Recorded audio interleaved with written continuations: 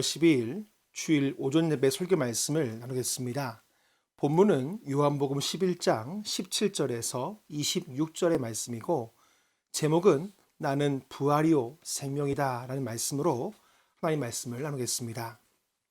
우리나라 속담에 개똥밭에 굴러도 이승이 낫다라는 말이 있습니다. 이 말의 뜻은 천하고 고성스럽게 살더라도 죽는 것보단 사는 것이 낫다라는 뜻입니다. 이렇듯 사람들은 죽는 것보다는 사는 것을 원합니다. 얼마 전에 넘버스라는 기독교 잡지에서 60대 인구를 대상으로 조사했는데 32%를 제외하고 나머지 68%는 건강에 좋지 않다라는 결과를 내놓았습니다. 그런데 그 다음에 조사한 것이 이 전 세대를 대상으로 나는 암에 걸릴 것 같아 두렵다라는 응답자가 무려 36%나 되었다고 합니다. 즉 3명 중 1명은 나는 암에 걸려 죽을 것 같다라고 말하는 것입니다. 사람들은 죽음을 두려워합니다. 평상시에는 죽음에 대한 두려움이 없다가도 가까운 친척이나 친구나 이웃의 죽음을 목격하게 되면 그동안 잊고 있던 죽음에 대한 두려움을 많이 느끼는 모습을 보게 됩니다. 저도 목회를 많이 해왔지만 이 예식장보다 더 많이 간 곳이 바로 장례식장입니다. 장례식장에 가면 눈물과 통곡 소리가 여기저기서 들려옵니다. 눈물과 통곡 소리를 듣고 있으면 그 소리에 느껴지는 것이 있습니다. 슬픔, 그리움, 미안함, 또 여러 가지가 느껴집니다. 왜 그렇습니까? 이 죽음이라는 것은 바로 단절이기 때문입니다. 오늘 우리가 읽은 본문의 말씀을 보면 예수님이 사랑했던 사람이 있었습니다. 바로 나사로입니다. 그 나사로의 여동생 마리아는 예수님의 발에 향유를 붓고 머리카락으로 발을 닦은 여인입니다. 예수님께서 정말 이 사랑하시는 가정이었는데 그 나사로가 병들어서 죽게 되었다고 알려옵니다. 하지만 예수님은 본문 요한복음 11장 4절에서 말씀하시기를 예수께서 들으시고 이르시되 이 병은 죽을 병이 아니라 하나님의 영광을 위하며 하나님의 아들이 이로 말미암아 영광을 받게 하려 함이라 하시더라. 아멘. 하지만 예수님은 이틀을 갈릴리 건너편에 계시다가 그 다음에서야 유대 땅 안으로 들어가십니다. 그런데 이미 나사로는 죽어 있었습니다.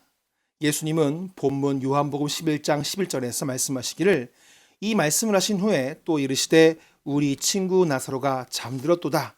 그러나 내가 깨우러 가노라 라고 말씀하십니다. 예수님은 죽음을 잠으로 표현했습니다. 이와 같은 말씀이 또 하나 있는데 바로 야이로의 딸을 고쳐줬던 장면에서 나옵니다. 바로 누가복음 8장 52절 말씀입니다.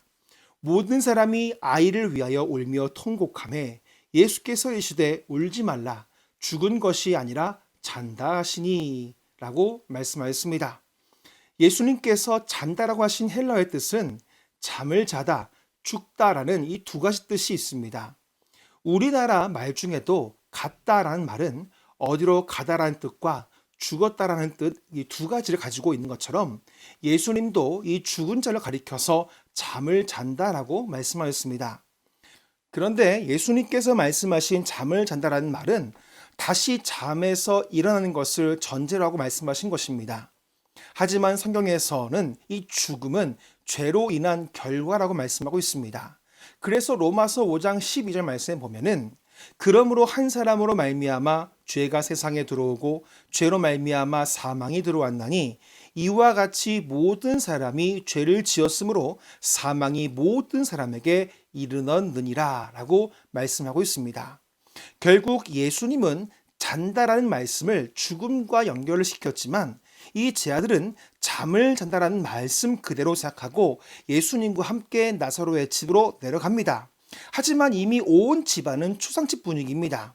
왜냐하면 이미 나사로가 죽은 지 3일이나 지났기 때문입니다.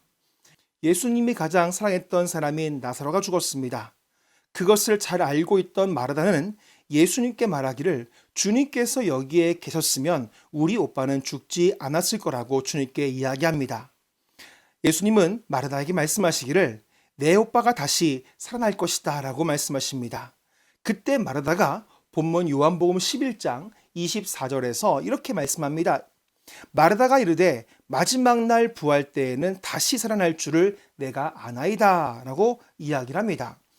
이미 마르다는 마지막 때에는 부활할 것을 알고 믿고 있었습니다. 하지만 이 말은 이미 죽은 사람이 살아날 수 있을까에 대한 의심이 섞인 말입니다. 즉, 마지막 날에 부활할 것을 믿지만 지금 내 오빠가 살 수 있겠습니까? 라는 그런 질문이 담겨져 있는 그런 말인 것입니다. 왜냐하면 죽음은 단절이라고 말씀했듯이 이미 생명이 단절된 사람이 지금 다시 살아날 수 있겠습니까? 라고 묻고 있는 그 말인 겁니다. 이때 주님께서 자신에 대해서 마르다에게 분명한 어조로 이렇게 말씀하십니다. 바로 요한복음 11장 25절과 26절 말씀입니다.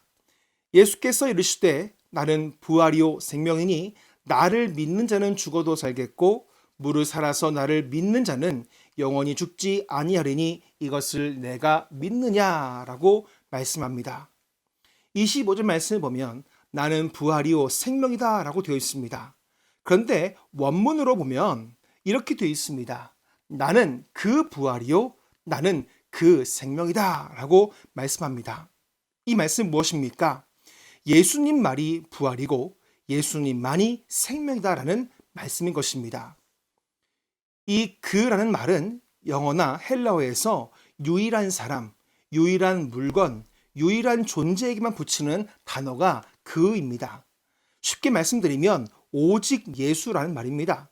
오직 예수님만이 부활이고 생명이라는 것입니다. 이 말씀 후에 나를 믿는 자는 죽어도 살겠고라고 말씀합니다. 무슨 말입니까? 이 말씀은 믿음을 강조한 것입니다. 나를 믿어야만 나의 부활이 너의 부활이 되고 나를 믿어야만 나의 생명이 너의 생명이 된다라는 것입니다. 여러분, 예수님을 믿어야 예수님의 부활이 나의 부활이 되고 예수님의 생명이 나의 생명이 되심을 여러분 믿으십니까? 하지만 서양 사람들은 이 부활의 의미를 육체 안에만 적용합니다. 무슨 말이냐면 우리의 육체가 다시 살아나는 것을 부활이라고 생각한다는 것입니다. 그런데 죄송하지만 우리의 육체가 다시 사는 부활이라는 것은 소생이라고 합니다. 우리의 육체가 다시 살았다 하더라도 인간의 육체는 언젠간 또 죽어야 합니다. 왜냐하면 육체는 영원하지 못하기 때문입니다. 주일 찬양 예배 시간에 이 레위기 말씀을 나누고 있는데 동물의 사체나 사람의 시신을 만지지 말라고 말씀합니다. 이 사체나 시신을 만지면 부정하다고 했는데 그 이유는 인간의 죽음은 죄에서 비롯되었기 때문에 죽음은 죄의 결과라고 말씀을 드렸습니다. 부활은 무엇입니까? 예수님이 죽음을 정복했다는 증거이면서 예수님께서 부활하심으로 더 이상 우리가 죄인이 아니라 의인임을 나타내는 중요한 사건입니다. 예수님이 죽고 부활하지 않으셨다고 한다면 우리는 여전히 죄인으로 남아있을 것이지만 예수님의 부활로 우리는 더 이상 죄인이 아니라 확실한 증거가 되는 것입니다. 비록 우리의 육체가 죽었을지라도 우리 안에 있는 영혼은 죽지 않고 영원한 천국에서 부활한다는 것입니다. 영원히 썩지 않는 거룩한 몸으로 다시 태어나는 것이 바로 부활입니다. 예수님은 이 마르다와 그 주위에 있는 사람들이 보는 앞에서 그가 사용하시는 이 나사로를 살리시면서 나를 믿는 자는 죽었을지라도 다시 살아나는 부활이 있다라는 것을 말씀하시려고 일부러 나사로가 죽은 뒤에 찾아가셨고 그 나사로의 죽음을 잔다라고 말씀하신 겁니다. 성도 여러분, 우리에게 부활이 없으면 우리의 믿음과 신앙은 헛것입니다. 부활이 없다면 우리의 죽음은 헛될 뿐입니다. 하지만 예수님이 부활이며 생명이라는 것을 믿는 것은 곧 우리의 죽음은 끝이 아니라 부활의 시작이요 생명의 시작이라는 것을 우리는 믿어야 됩니다. 천정은 자매라는 분이 있습니다. 이 기독교 다큐멘터리 부활에 나온 자매인데 현재 이 천정은 자매는 최근 112차 항암을 마친 상태고 바로 말기암 환자입니다. 암이 재발한 지 7년이 되었는데 이 자매는 현재 양쪽 고관절, 골반, 요추뼈, 척추뼈, 갈비뼈, 경추뼈, 양쪽 폐, 기도, 림프절까지 다 암이 퍼져 있는 상태라고 합니다. 그런데 이 자매는 암이 두려운 것이 아니라 오히려 감사하다고 합니다. 그 이유는 예수님을 이전에 알지 못했는데 예수님이 어떤 분인지를 알고 난 후부터는 죽음이 두려운 것이 아니라 오히려 감사하고 영원한 생명의 시작이라는 것을 알고부터 말기 암 환자를 찾아다니면서 복음을 전하고 있는 일을 하고 있습니다. 한 번은 이 기독신문이라는 신문에서 이 천정원 자매를 인터뷰한 글이 있어서 잠시 보고 소개하고자 합니다. 암 환자분들이 하는 딱 한 가지 공통된 말이 있습니다. 여기까지만 안 갔으면 좋겠다라는 말입니다. 죽는 건 받아들일 수 있는데 그 과정에서 아프고 고통스러운 건 피하게 해 주었으면 좋겠다는 것입니다. 저는 아플 수도 있을 거라고 말씀드립니다. 더 나아가서 아마 죽는 순간을 맞닥뜨리면 차라리 하루라도 더 살려달라고 아파도 괜찮다고 생각하실 거라고 말씀을 드립니다. 내가 지금 가장 원하는 이 부분을 당장 해결받고 싶어 하는 게 인간의 본능입니다. 지금 보이는 이 문제 때문에 죽을 것 같고 이것만 해결되면 편할 것 같아서 눈앞에 문제가 해결되는 것에 집중하는 케이스가 수두룩합니다. 문제가 하나 발생하면 갑자기 주님께서 주신 모든 선물을 싹 잊어버리고 희한한 일이 벌어집니다. 하나님 주신 선물은 우리를 잘 삼아 주신 것입니다.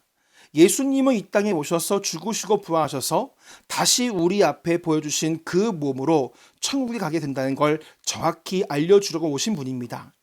저는 이것을 암 환자들에게 전하고 있습니다. 사람들이 죽음에 대한 생각을 많이 안 하고 사는 것 같습니다. 히브리서 2장 14절과 15절 말씀을 꼭 읽어드리고 싶습니다. 죽어야지만 그 영광스럽고 영화로운 몸으로 갑니다. 죽음을 준비하고 살면 지금 어떤 문제와 상황이 있더라도 해결될 거라고 믿습니다.